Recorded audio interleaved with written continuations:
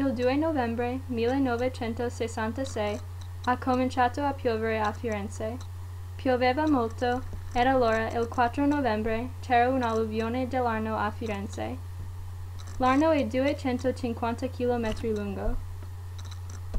Questa alluvione era l'alluvione più brutta da 1557 ed era il periodo più brutto del dopoguerra. L'acqua ha raggiunto 4 metri e 92 centimetri, cioè forse 15 piedi.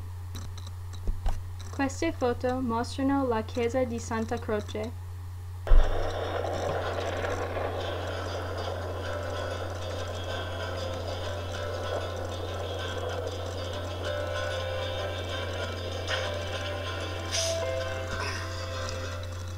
Delle poste a Firenze erano distrutte, che include i palazzi storici e le opere artistiche.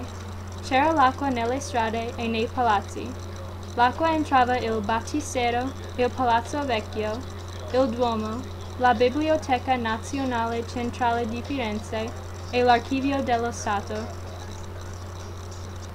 Le opere specifiche che erano distrutte sono Crucifix di Giovanni Cimabue, Magdalene di Donatello e Gates of Paradise di Lorenzo Ghiberti.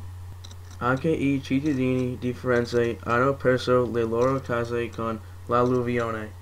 5.000 persone non hanno avuto case. Mancavano il pane e l'energia elettrica.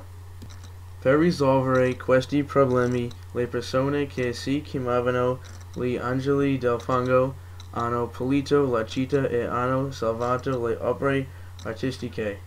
Gli Angeli del Fango non erano persone famose o speciali, ma erano persone normali. Forse 4 milioni di libri erano rovinati ed anche 14.000 opere d'arte. 600.000 tonnellate di fango erano nella città. Firenze non era preparata per questo disastro.